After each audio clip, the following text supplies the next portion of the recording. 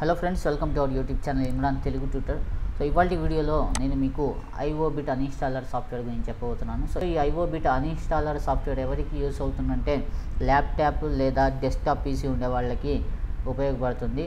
అయితే ఇది ఎందుకు ఉపయోగిస్తామంటే ఫ్రెండ్స్, ఇప్పుడు మనము కంప్యూటర్లో ఎన్నో రకాలైనటువంటి సాఫ్ట్వేర్స్ని ఇన్స్టాల్ చేస్తూ ఉంటాము. ఇన్స్టాల్ చేసిన తర్వాత అది వద్దనుకుంటే మనము దాన్ని డిలీట్ చేస్తామన్నమాట. అంతే అన్ఇన్స్టాల్ చేసేస్తాము. అన్ఇన్స్టాల్ చేసినప్పుడు ఏమవుతుందంటే ఆ సాఫ్ట్వేర్ యొక్క కొన్ని ఫైల్స్ బ్యాక్గ్రౌండ్లో ఉంటాయి, అవి అలాగే మన కంప్యూటర్లో ఉండిపోతాయి అన్నమాట.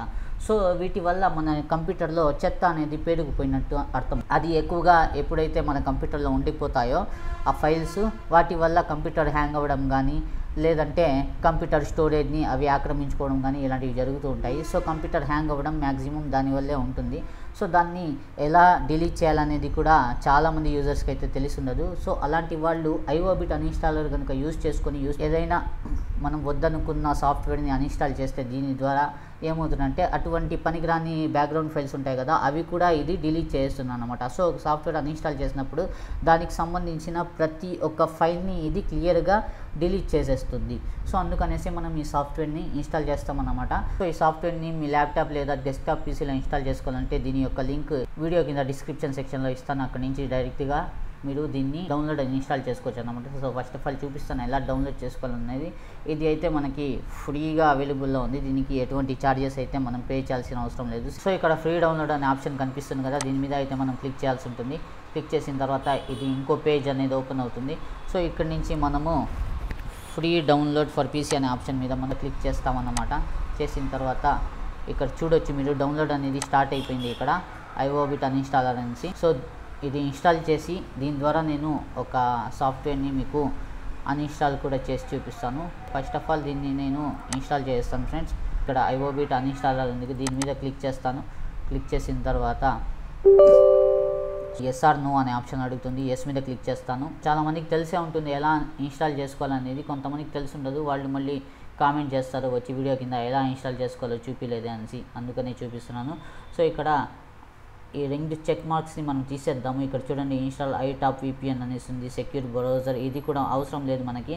జస్ట్ నేను చెప్పిన సాఫ్ట్వేర్ వరకే మనము ఇక్కడ ఇన్స్టాల్ చేసుకుంటాం అన్నమాట. సో ఇక్కడ కస్టమ్ ఇన్స్టాల్ మీద క్లిక్ చేసి ఇక్కడ చూడండి మనకి కావాల్సిన ఆప్షన్స్ పెట్టుకోవచ్చు, వద్దనుకునేవి తీసేయచ్చు. సో పిన్ ఐఓబిట్ అన్ఇన్స్టాలర్ ఉంది కదా, దీన్ని మనం ఇంకా enable IObit uninstaller monitor and load it at Windows startup. So Windows start అయినప్పుడు మనకి ఇది అవసరం లేదు కాబట్టి దీన్ని నేను తీసేస్తాను. ఎస్ మీద క్లిక్ చేసేద్దాము. ఇంకా క్రియేటెడ్ డెస్క్టాప్ ఐకాన్ అనే దాని మీద ఒక్కటే మనం చెక్ మార్క్ పెట్టి ఇన్స్టాల్ అనే ఆప్షన్ మీద క్లిక్ చేస్తాను. సో దీని తర్వాత ఇది చూడండి, ఇన్స్టాలింగ్ అనే ఆప్షన్ చేసిన తర్వాత ఇక్కడైతే ఇన్స్టాల్ అవుతుంది. సో యాక్సెప్ట్ అని ఇన్స్టాల్ ఉంది కదా, దీని మీద మనం క్లిక్ చేయాల్సిన అవసరం లేదు. ఇది క్లిక్ చేసామంటే ఐటాప్ ఈజీ డెస్క్టాప్ అనేది ఇక్కడ ఇన్స్టాల్ అయిపోతుంది. ఇది అవసరం లేదు. స్కిప్ దిస్ అనే ఆప్షన్ మీద మనం క్లిక్ చేసేద్దాము.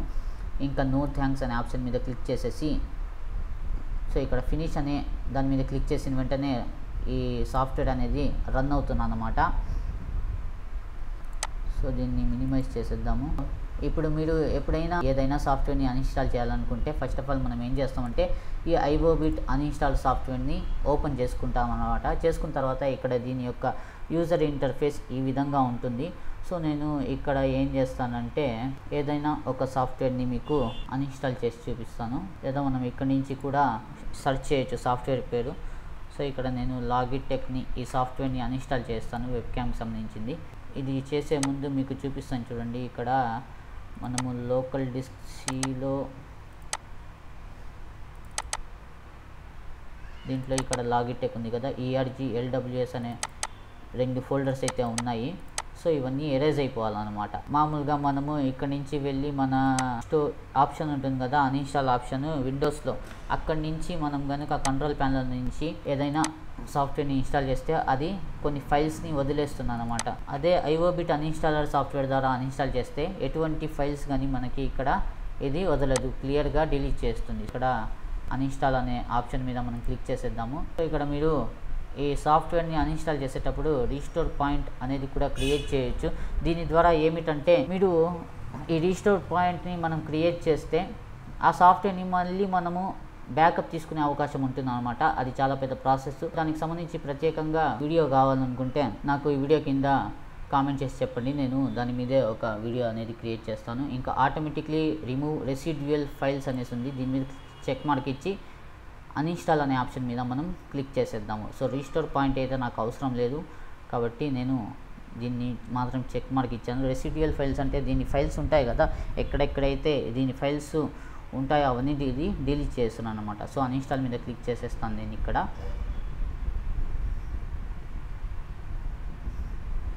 చూడండి ఇక్కడ ఏది రిమూవ్ చేయాలనుకుంటున్నారో దాన్ని మనం ఇక్కడ సెలెక్ట్ ఆల్ అనే ఆప్షన్ మీద క్లిక్ చేసేసి అన్ఇన్స్టాల్ అనే ఆప్షన్ మీద క్లిక్ చేసేద్దాము. ఇది కాస్త టైం తీసుకుంటుంది. ప్రతి సాఫ్ట్వేర్కి అంటే దాని సైజుని బట్టి ఇది అన్ఇన్స్టాల్ అవ్వడానికి టైం అనేది పడుతుంది అనమాట. సో ఇది కొంచెం పెద్ద సాఫ్ట్వేర్ కాబట్టి కొన్ని సెకండ్స్ అయితే తీసుకుంటుంది. సో ఫ్రెండ్స్, ఛానల్ని అయితే సబ్స్క్రైబ్ చేసుకోండి. వీడియో నచ్చితే వీడియోని లైక్ చేయండి. ఇంకా వీడియోకి సంబంధించి ఎటువంటి డౌట్స్ ఉన్నా మీరు నన్ను కామెంట్ సెక్షన్లో అడగొచ్చు, నేను మీకు రిప్లై ఇస్తాను. ఇంకా మీకు ఏదైనా రిలేటెడ్ టాపిక్ సంబంధించి మీకు వీడియోస్ కావాలంటే నాకు కామెంట్ చేసి చెప్పండి. ఆ టాపిక్ సంబంధించి నేను వీడియో అనేది క్రియేట్ చేసి మీకోసం తీసుకొస్తాను.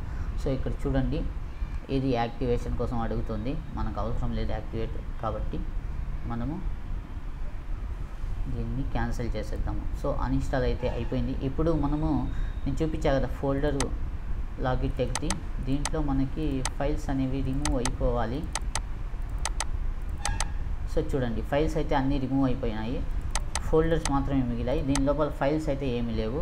ఇంకా ఈ ఫోల్డర్ని మనం డిలీట్ చేసినా చేయకపోయినా మనకి పెద్ద సమస్య అనేది ఏముండదు. నేను డిలీట్ చేస్తాను.